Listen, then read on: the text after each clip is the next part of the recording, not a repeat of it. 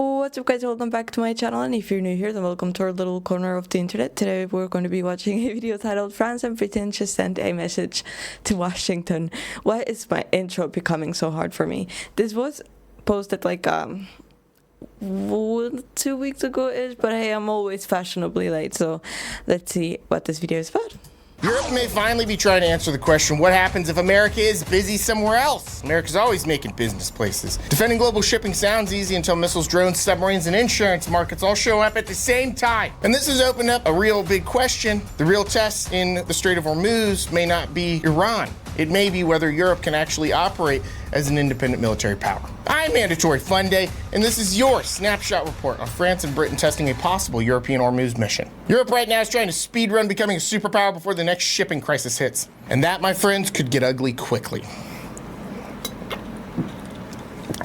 Before we get into the rest of that, I want to tell you about Ranger Up. I'm one of the owners. It's a veteran-founded, operated, and owned company. They fulfill all my apparel. We've got some great designs and a high-quality product. Hit the link in my bio if you'd like to support. It's a very easy way to support me individually as a content creator, and I thank you. Gotta support the veterans. You for the thousands of people that have already chosen to do so. Truly, it means everything from the bottom of my heart. That energy drink you saw me drinking, that's from Waze, and that's also a veteran-owned caffeine company, okay? Energy drink company. Let's get into the video. France has moved the aircraft carrier Charles de Gaulle strike group toward the Red Sea, while Britain has deployed the HMS Dragon as discussions continue around a possible multinational European-led mission connected to the Strait of Hormuz. We're getting some movement, y'all. And honestly, I think that this story is significantly larger than Europe is sending some ships, because it looks like Europe may be actually testing whether it can protect major trade routes without automatically depending on the United States to run the whole operation. For decades, the global assumption has basically been if international shipping gets threatened badly enough, eventually the US Navy shows up with its sailors and handles it. That has kind of been the unofficial business model. We got pirates? Send a carrier group. We got regional instability? Send a carrier group. Iran's threatening shipping? You guessed it. Send a carrier group. Somebody sneezes aggressively near an oil tanker? There's probably an American destroyer already parked nearby. Well, if it works. But Europe is increasingly nervous about relying too heavily on Washington for everything. Makes sense. Partly because the United States is stretched globally, partly because of domestic politics, partly because of concerns over long-term US predictability, and partly because Europe knows its economy is... These freaking things are freaking rude. There's always someone flying around my studio as much as I try and be nice and take them out, and this one is really, really aggressive and massive. Okay, it left. No, it didn't. You're back. Why?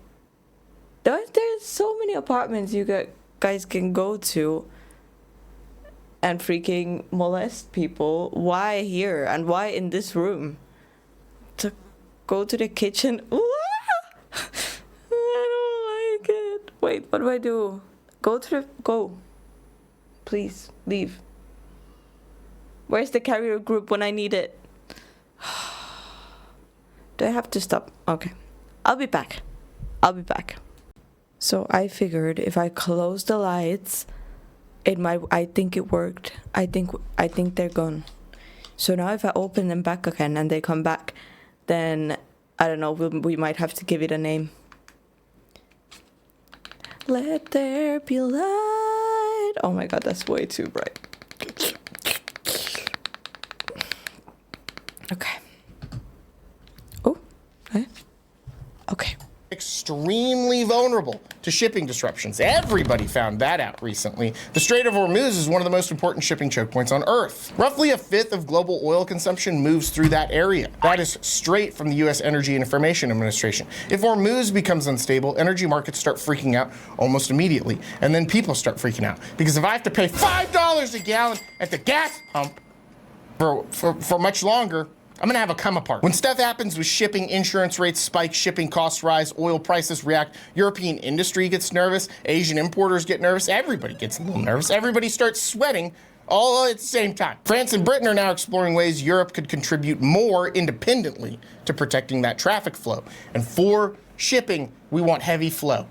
okay? Heavy flow. That is a massive strategic shift if it actually develops into something permanent. Historically, Europe talks a lot about strategic autonomy. It's a buzz phrase. But talking about strategic autonomy and actually defending one of the world's most dangerous maritime choke points are two very different things. One is a conference. The other involves missiles flying at your service members. Now, to be fair, Europe absolutely has capable militaries. I'm not trying to insult the competence of our European partners at all. Capable, but not maybe as massive as America and as developed.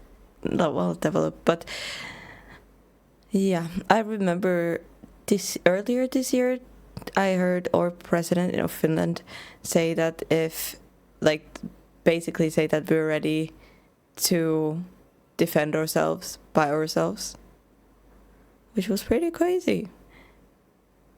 It was pretty crazy. In France, especially. People joke about France a lot. Blow my nose at you, so-called king. But France has one of the most expeditionary capable militaries on Earth. And expeditionary is a big word. Russia, we've seen in real time, doesn't have much of an expeditionary military. Okay, in order to invade and annex a country, you'd need an expeditionary military, a highly effective one. Russia has a great military if they were just defending the motherland. Unfortunately, that's not what their aim is. But going back to France specifically, the Charles de Gaulle is not some symbolic photo op ship. It is a nuclear-powered aircraft carrier capable of launching combat operations, escort missions, reconnaissance, and strike packages.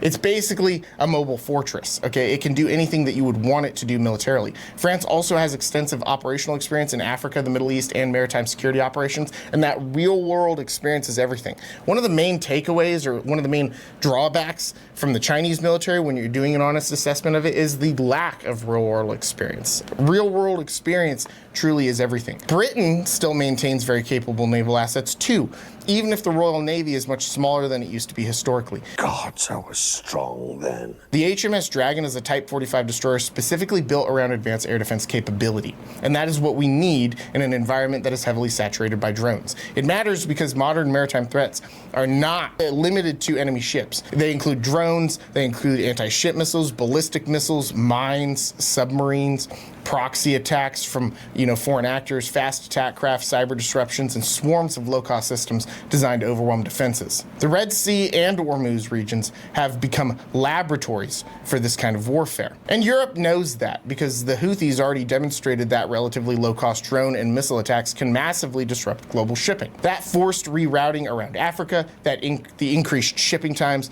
the increased costs, the impacted supply chains, all from attacks carried out by a non-state actor with nowhere near the military power of a major nation. That should scare every industrial economy on Earth. It should scare everybody, to be honest. It does scare. Experience innovation with Nixodine. Is he selling snooze? That's crazy. And I think Europe understands On YouTube?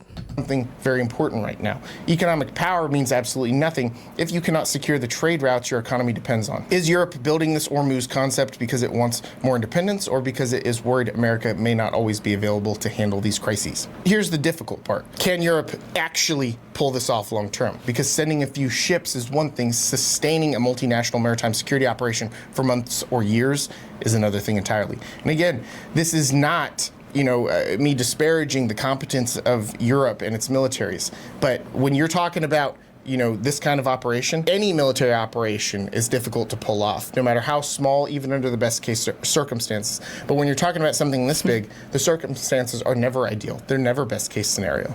And it is extremely difficult, even for one country to conduct this kind of operation. Add another one into the mix, and you've got exponentially more potential problems. This kind of operation requires fuel logistics, repair capacity, munition stockpiles, coordination, intelligence sharing, satellite support, air defense integration, rules of engagement, and political unity. And the political unity is a lot of times where the bottleneck for this kind of stuff is. And also the political unity might change in 100 years from now, and then this might, end up being not a good idea, as we've seen in the past. You can't trust anyone.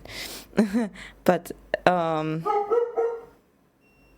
if everything was perfect and they could be, and everybody was completely united, I mean, the chances would be way higher. But obviously, it's way more complicated than that. Political unity is honestly one of the biggest issues because European countries agree on threats right up until somebody has to absorb the economic cost, the political risk, or the casualties. That is where things get kind of messy. Some European countries are more aggressive toward Iran. Some want diplomacy above all else. Some are terrified of escalation. Some are worried about domestic backlash. You know, these are all valid concerns. Trying to maintain a unified long-term maritime mission under those conditions gets complicated very fast. And here's another issue that I don't think people are talking about enough. Stockpiles. I did do another video on stockpiles, so you can go watch that if you want. The Ukraine war exposed major weaknesses in Western defense industrial production.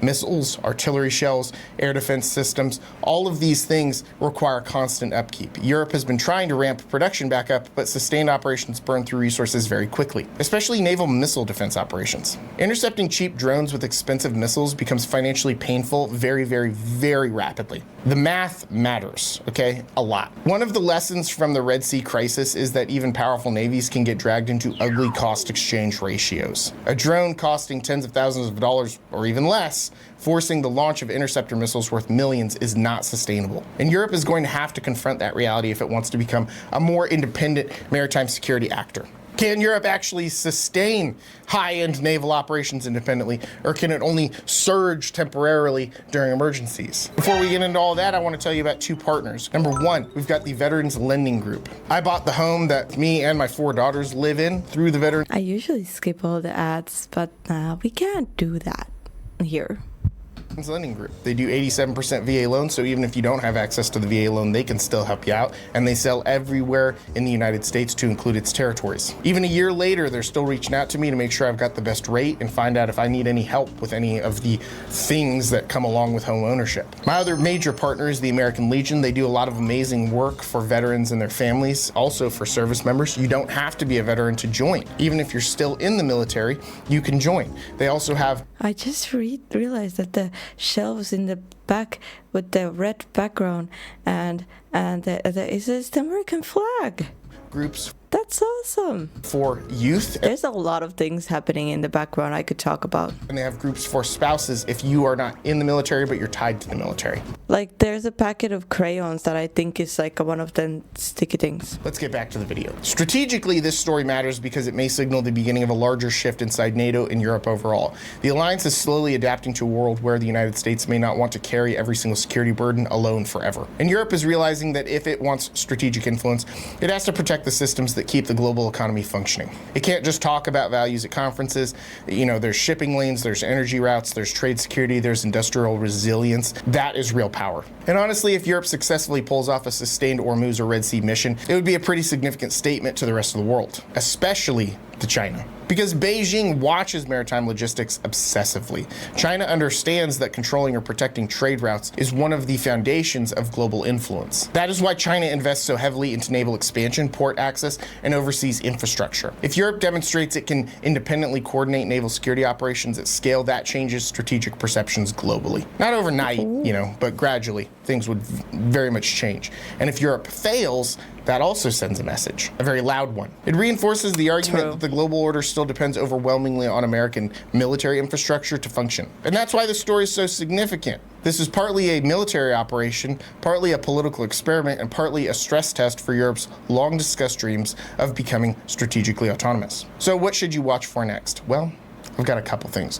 Watch whether more European countries join discussions around the mission. Watch whether this stays temporary or evolves into a standing maritime force. Watch European defense spending tied to naval logistics and missile defense, because the budget always tells you the truth. And then watch how Iran and proxy groups respond to increased European presence. And now I have some questions for you, my wonderful, wonderful audience. Do you think Europe can realistically defend major trade routes without heavy US support? Is this the beginning of genuine European strategic independence? And do you think NATO allies are preparing for a future where America is less involved globally? So here's the bottom line. Europe may finally be testing whether it can defend global trade on its own terms. The challenge is that securing maritime choke points is one of the hardest military missions on Earth, and talking about strategic independence is much easier than sustaining it under missile fire. Send this video to your friends.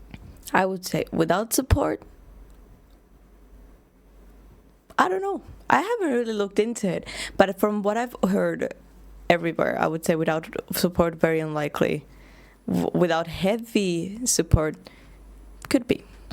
Go watch another one if you can. Hype it for me, please. All of those things help me as a content creator. Again, I'm one of the owners of Ranger Up. If you want to support us, please hit that link in my bio. If you guys want to make use of VLG for your home buying, land buying, refinancing, building, really anything to do with realty needs, hit the link in my bio and then hit that red partnerships button. That's going to take you to the page that has the VLG link. I am Mandatory Fun Day, and this was your Snapshot Report.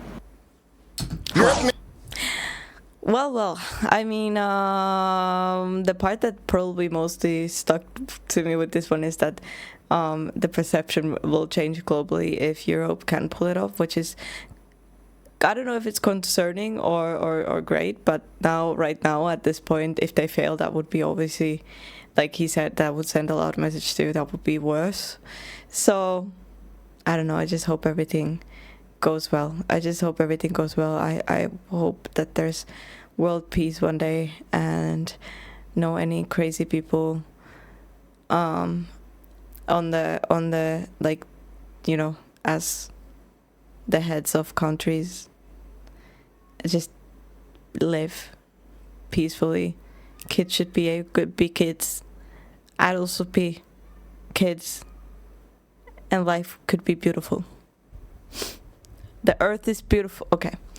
Thank you guys for joining me for this video. I really hope you enjoyed it. Please leave a like, subscribe if you haven't yet, and I'll see you guys in the next video.